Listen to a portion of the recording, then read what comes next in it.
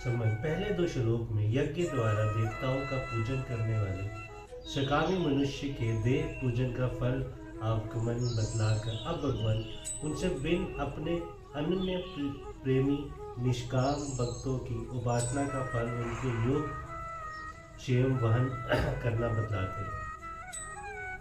अनन्य श्रीवत यंतो मा ये जना पुर पास्ते तेषा नित्य वियुक्तना योगक्षेम वहामह्यहम्।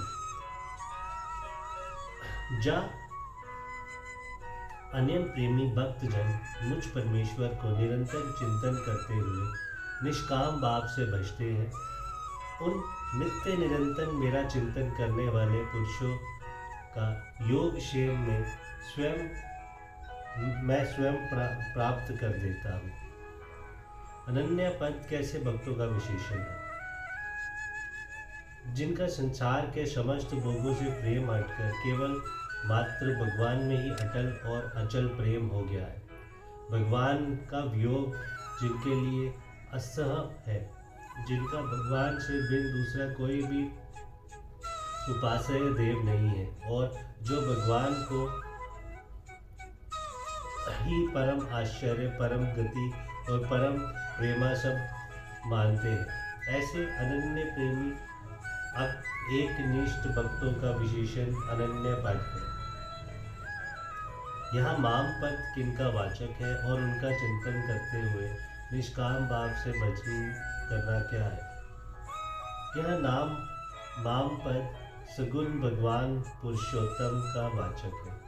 उनके गुण प्रभाव तत्व और रहस्य को समझकर चलते फिरते उठते बैठते सोते जागते और एकांत में साधन करते सब समय निरंतर अविच्छिन्न रूप में उनका चिंतन करते हुए उन्हीं की अज्ञानानुसार निष्काम भाव से उन्हीं की प्रसन्नता के लिए चेष्टा करते रहना, यही उनका चिंतन करते हुए भजन करना है। नित्य निरंतर चिंतन करने वाले भक्तों का योग क्षेम वहन करना क्या है।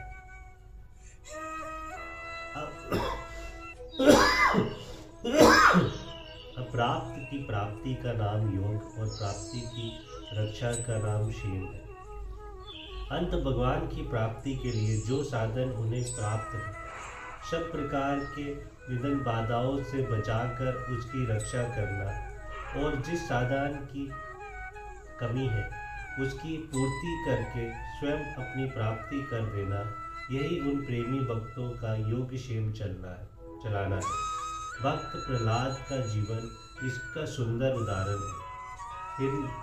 हिरण्यकशिपु उसके साधन में बड़े बड़े विघ्न उपस्थित किए जाने पर भी सब प्रकार से भगवान ने उसकी रक्षा करके अंत में उसे अपनी प्राप्ति करवा दी। भगवान साधन संबंधी योगक्षेम का वर्णन करते हैं, ये तो ठीक ही है, परंतु क्या जीवन निर्वाह को उपयोगी लौकिक योगक्षेम का भी वह वहन करते हैं। जब संपूर्ण विश्व के छोटे बड़े अनंत जीवों का भरण पोषण भगवान ही करते हैं, कोई बचता है या नहीं इस बात की परवाह ना करके जब स्वाभाविक ही परम सुहृद भाव से समस्त विश्व के योगक्षेम का सारा भार भगवान ने उठा रखा है, तब अनन्य भक्त का जीवन भार भी उठा ले।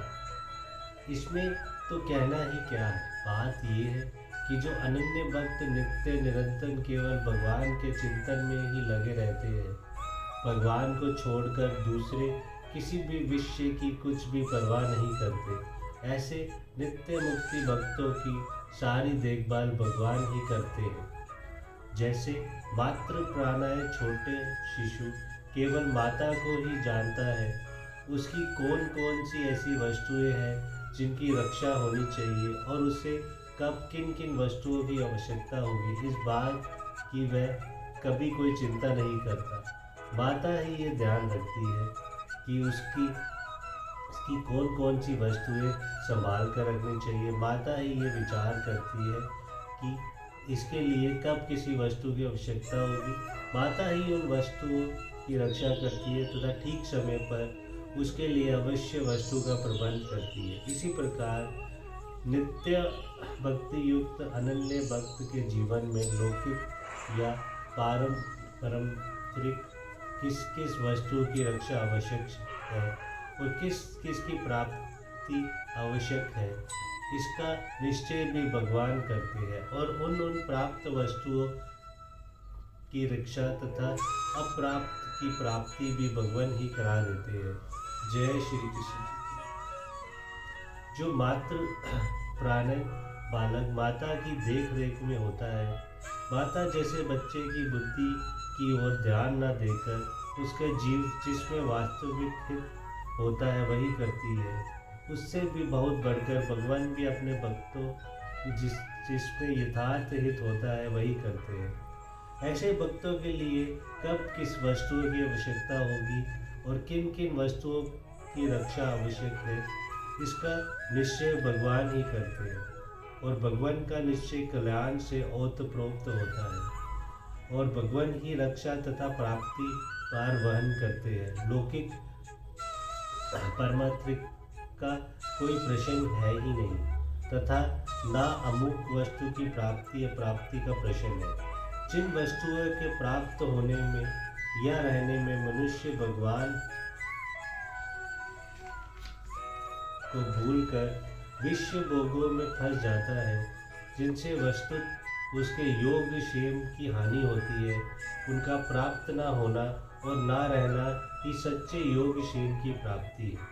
तथा जिन वस्तुओं के ना होने से, जिनकी रक्षा ना होने से भगवान की स्मृति में बाधा पहुंचती है और इसीलिए उसका वास्तविक कल्याण के साथ योग होने में तथा कल्याण की रक्षा होने में बाधा उपस्थित होती है, उनके प्राप्त होने और सुरक्षित रहने में ही सच्चा योग क्षेम है।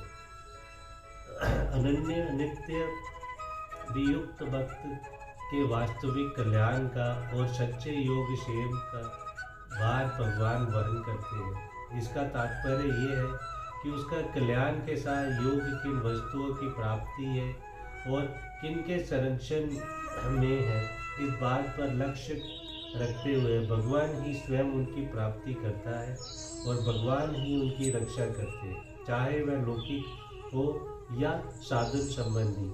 इससे ये निश्चय समझना चाहिए कि जो पुरुष भगवान के ही प्राण होकर अनन्य चित्त से उनका प्रेम पूर्वक निरंतर चिंतन करते हुए ही सब कार्य करते हैं, अन्य किसी भी विषय की कामना अपेक्षा और चिंता नहीं करते, उनके जीवन निर्वाह का सारा भार भी भगवान पर रहता है। वह ही सर्वशक्तिमान स्वर्गीय स्वर्गदर्शी परम सुहृद भगवान अपने भक्त का सब प्रकार का योग क्षेम में चलाते हैं, इसीलिए उसमें कभी मूल नहीं होता और उसका विपरीत परिणाम नहीं हो सकता। भगवान का चलाया हुआ योग क्षेम बहुत ही सुख शांति प्रेम और आनंद देने वाले होते हैं और भक्त का बहुत शीघ्र भगवान के प्रत्यक्ष से साक्षात करने में परम सहायक होता है। इसीलिए यहाँ योग का अर्थ भगवत स्वरूप की प्राप्ति और क्षेम का अर्थ उस भगवत प्राप्ति के लिए किए जाने वाले साधनों की रक्षा किया गया है। जय श्री कृष्ण जी की जय। भगवत